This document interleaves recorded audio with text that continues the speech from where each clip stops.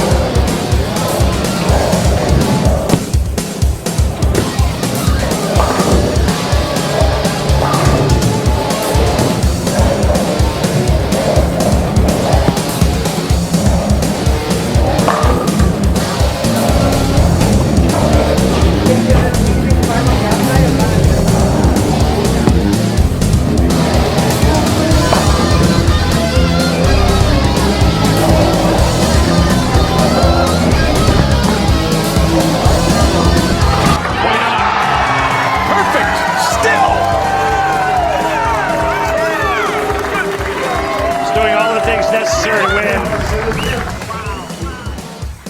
As tough as they are. I think he needs to start a spare shooting summer camp where he lives.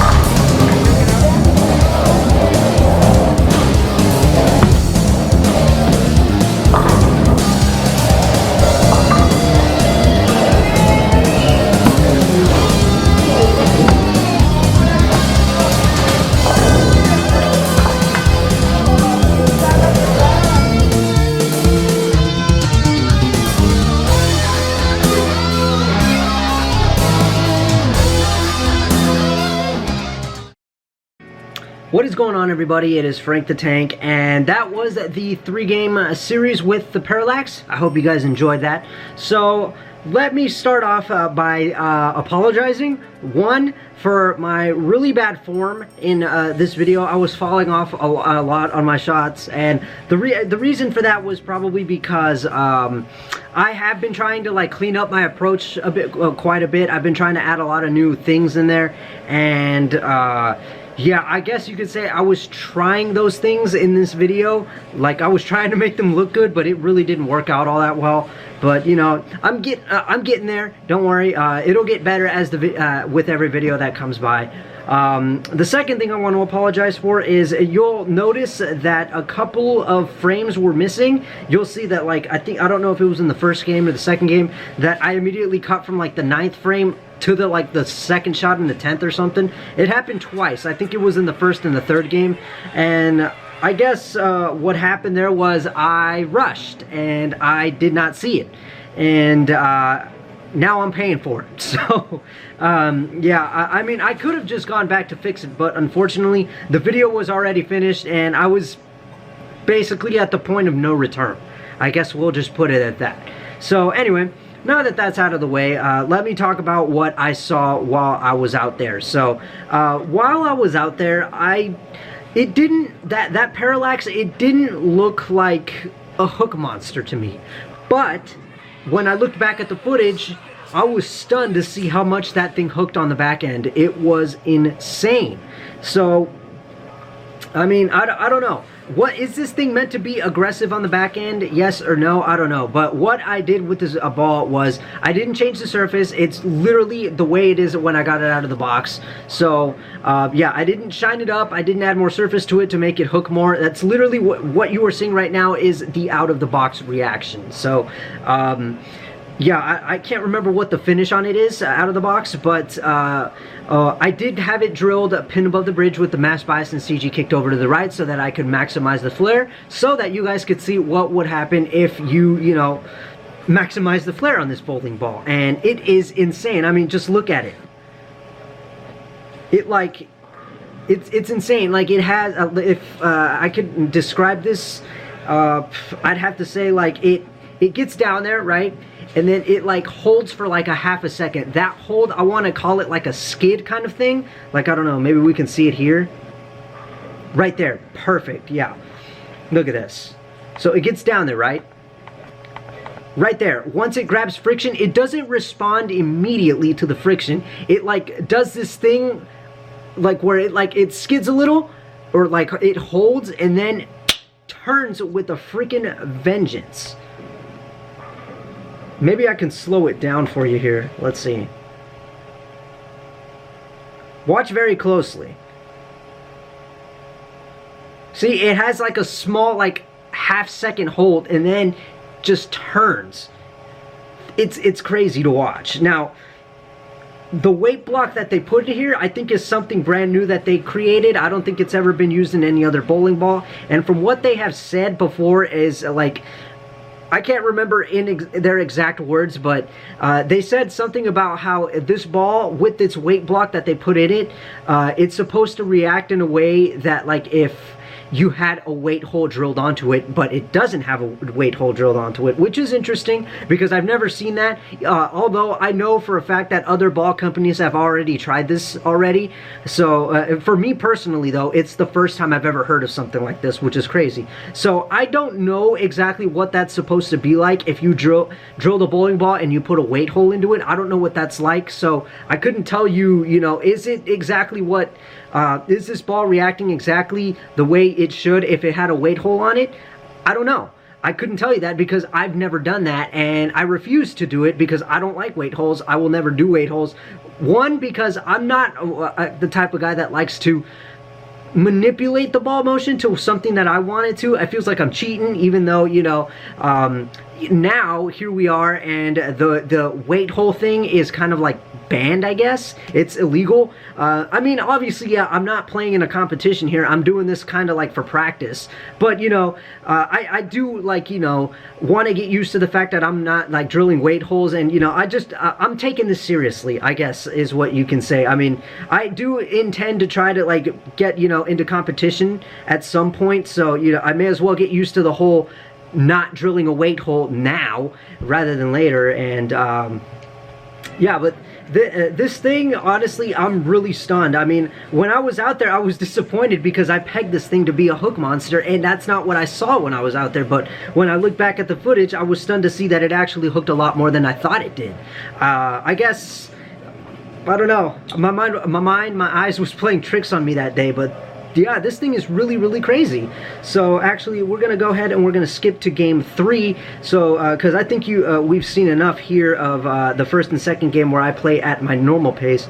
So we're gonna get to game 3 just to show you. Look at that, insane. Let's actually get a little replay of that. See, there's a prime example again. That holds right there for a little bit. And then there's that turn. It's brilliant. So anyway, we'll get to game 3 and we'll show you me hooking the entire lane with this thing. And I think with that, we'll be able to perfectly see what I'm trying to tell you guys about that skid and flip kind of thing. Okay, everybody, so here we are with game 3, hooking the entire lane with that Parallax. And I don't know if we'll be able to see exactly, like, I don't even know if there's a good shot of me trying to, like, strike in here, but one thing that I do have to point out, if I didn't already, are these overseas Belmo spare balls.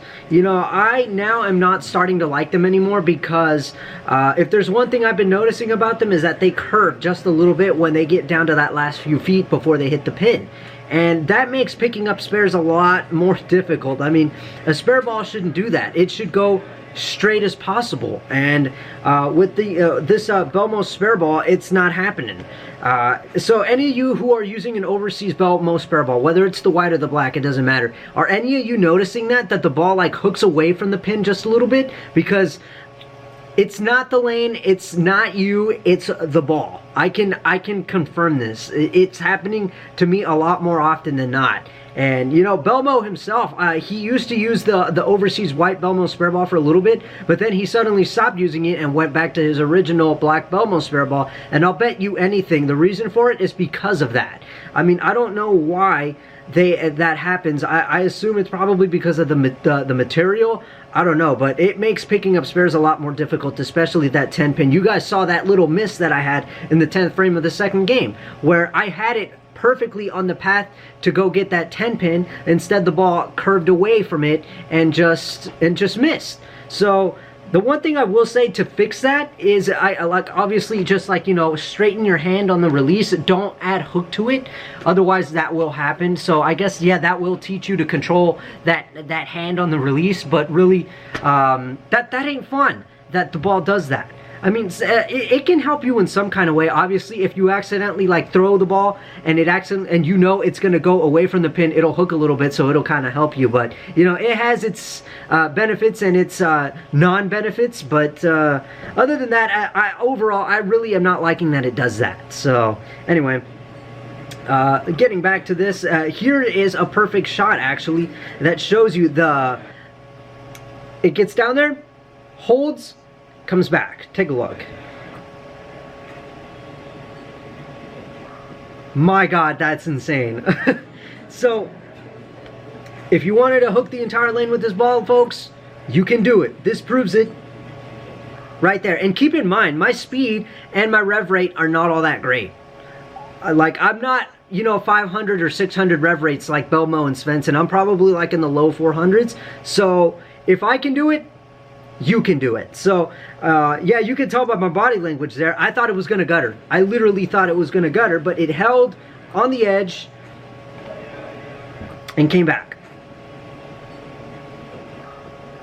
Now, I will say that the house shot probably did help me out there a little bit. I mean, there are plenty of times where, you see, way left from that previous shot. That last one, I was like literally on the edge of the gutter. That one was left, it held, so that definitely had to be the house shot helping me out there. So any of you think about grilling me in the comment section about that, you better not, because I fully acknowledge that the house shot does help, okay? The house shot, remember guys, it's like having bumpers without actually having bumpers. That's what this house shot does, if that makes any sense. Any of you experts out there will know what I'm talking about with this house shot. But I will say, I'm pretty surprised that I managed to pull a 5-bagger playing this way. But I'm not too surprised, because lately I found a way to, like, you know, like make it easy for myself. Like, you know, with this, I've been really like, working with my mental game to make it better so that I'm able to, you know, play better. Because those of you out there who don't know, your mental game is one of the most important things to helping you play better. So I guess you could say with my mental game, I figured it out. And that's why I've been able to play a whole hell of a lot better. Ever since I got that 300 with the astrophysics in November. This thing with my mental game, I had it figured out, and now I'm able to repeat shots better. I'm able to focus better. I don't even need music anymore. Like, if you look at my past videos, I used to have like my AirPods in my ear to help me focus. I don't even need them anymore. Now it's just me. So definitely helped. And yeah, I'm able to string strikes a lot easier now than I did before. And yeah, playing far left is now a whole hell of a lot easier because of this. And you know, like when I'm playing, let me see if how do I explain this? Okay, when I'm playing like that, like nice and easy, you know, like slowing down everything, like it feels like everything is slow motion, and I have plenty of time to like look down at the lane and like play the ball exactly where I want it to. Like I have total control. You know what I mean? Does that make any sense? Any of you experienced bowlers out there will probably know what I'm talking about. Any of you like who are getting into it probably have no idea what I'm saying. But those of you with experience probably know exactly what I mean. So yeah, there we go as we close it out with a really ugly split. Unfortunately, I couldn't get that one. But anyway, yeah, really good, solid series with the Parallax. So yeah, I was disappointed at first, but then when I looked back at the footage, I was stunned. I really was. And I was surprised that I even managed to pick up a good series. I mean, it could have and it should have been a 700, but unfortunately that 710 in game 1 and all those spares killed it and gave me a 211. So yeah, because obviously that 230 and 242 are, you know, were good enough. But I think to get 700, you need to get like 230 every game. I can't remember. But yeah, that 211 is obviously what killed it. But I don't care. Still a solid series. 227 average after 3 games. So that is your Parallax. Now you know what you're getting before you get it, if you choose to get it. So yeah, that was the Parallax. Now we move on to the next one, and I can't make any comparisons because I'm not really good at it and I wouldn't know what to compare it to. But once I do the Parallax effect, I'll have something to compare it to, and we'll see how it differs from the Parallax. So it'll be a while before I do that, because obviously I have a lot more that I have to do first before I get to the Parallax effect. But no, rest assured, we will get to the Parallax effect. So anyway, I'm Frank the Tank. That was the Parallax. Thank you all for watching. See you in the next one.